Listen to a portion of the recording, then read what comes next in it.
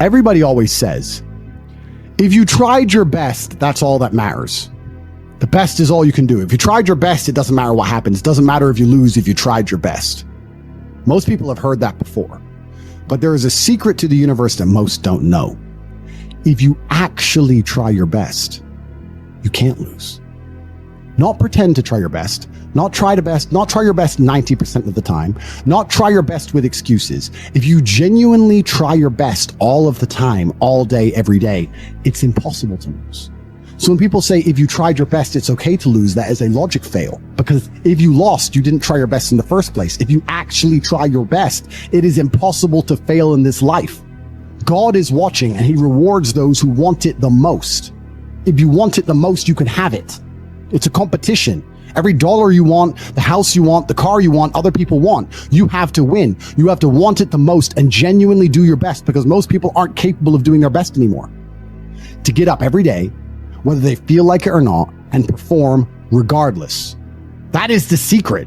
You cannot fail if you try your best. So if you don't have the car you want, the woman you want, the relationship you want, the friends you want, the house you want, you haven't been trying your best. Because I guarantee you, the second you do, you'll have all of it. I believe there's only 3 reasons people are not rich. One of 3 reasons. They're either stupid, arrogant, or lazy. Stupid is actually the smallest category. People think, oh, you know, there's a lot of stupid people. There are, but I know a lot of stupid people with a lot of money, right? There's so much money in the world. To be too stupid to generate money, I think is less than 5% of the population. We're genuinely too dumb to ever make a good wage. Then you have arrogant and lazy, and these are the 2 most common.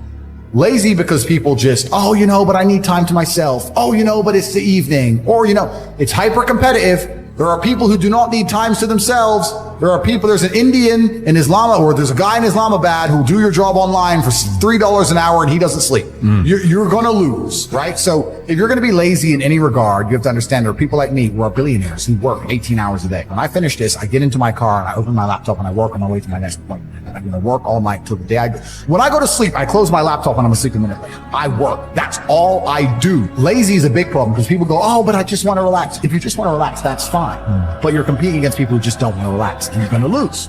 And the last, and I'd say that's around, a lot of people have that element to them. A lot of people are lazy. That's about 50% of people. But the main reason people are not rich is because they are arrogant. If you were to take somebody who says, I'm doing my best, I'm really trying, and you were to get an exact schedule of their last week and find all the times they've wasted time, you'd say, look, you've wasted time, wasted time, wasted time, wasted time. You know what's actually amazing? Most of those people are not even self-reflective enough to go, you're right, I'm not trying my best. You know what they'd say?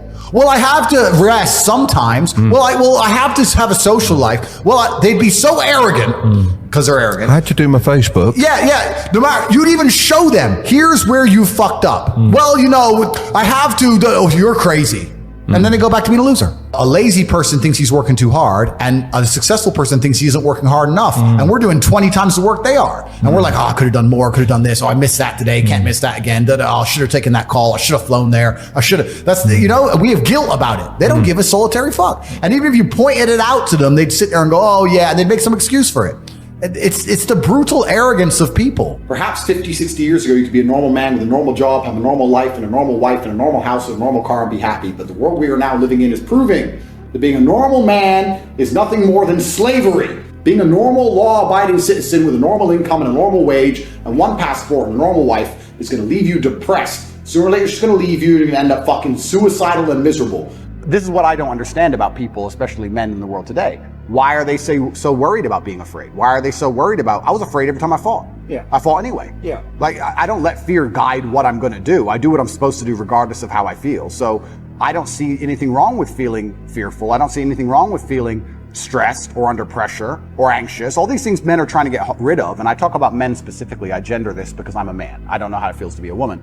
But all these things that people are trying very hard to get rid of from their brains, I don't see why they need to leave. I will argue the point that if I feel anxious and pressured and stressed and fearful, I will get more done than if I was happy.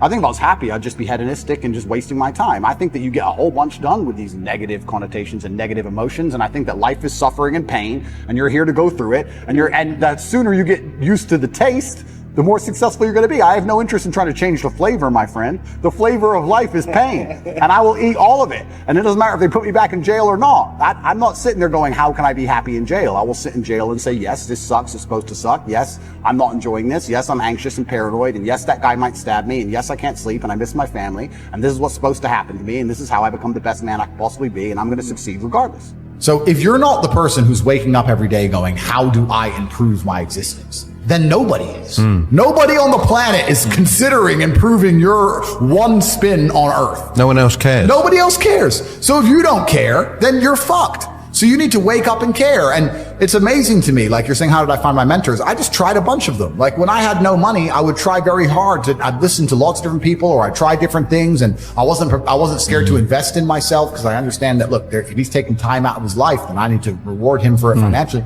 And I tried very hard, and I listened, and I paid attention, and I was never lazy.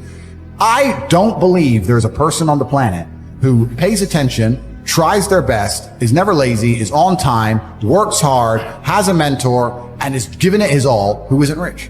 I don't believe it. I think that if you do all those things, you're rich. And if you don't have any money, you're missing one of those key elements. Now, you can fool yourself and you can fool everyone else and you can pretend you're doing them, but if you're truly honest with yourself, am I finding people who are trying to teach me what I want to know, and am I trying my best? And the answer is fucking no every time. For you to become rich and successful is going to require pain and suffering. And you have to understand exactly what your dream life is to make the pain and suffering worthwhile. Think about it. Have you ever been to the gym and seen a person in fantastic physical condition? They're strong, they're ripped, they're large. And you say to them, how did you get so big and strong? And they say, I don't know. Oops, it kind of just happened.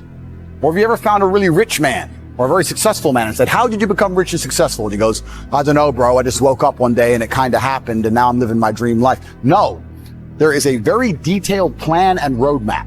For you to become strong, you must eat a certain way. You must train a certain way. For you to become rich, you must earn money a certain way. You must understand exactly how you're going to make money, whether you're going to be a public facing figure like me or a man of the shadows with millions of dollars. Unknown, but extremely powerful. You have to design your dream life. What house are you going to live in? Who's your woman going to be? Is she blonde? Is she brunette? What car are you going to drive? Have you even gone on the internet and spec'd your car? You can design your dream car right now for free on the internet, and you can choose the color. You can choose the wheels. You can choose the carbon. Is it a Lamborghini? Is it a Ferrari? Is it a McLaren? How much does it cost to the dollar? You talk about your dream life. You don't even know what your dream life is. How do you expect to get to a destination when you don't know where you're going? The last thing I am is a hater. If you make a bunch of money and you pull up next to me in a Lambo, I'm going to be the guy who shakes your hand and says, gee, boom, you escaped the Matrix. Congratulations. Welcome to the free world. That makes me happy. I want all of you to win. I'm not a hater. I'm not out here hoping I get to win and you lose. If you lose, you deserve to lose because you didn't take action. If you take action, you will win.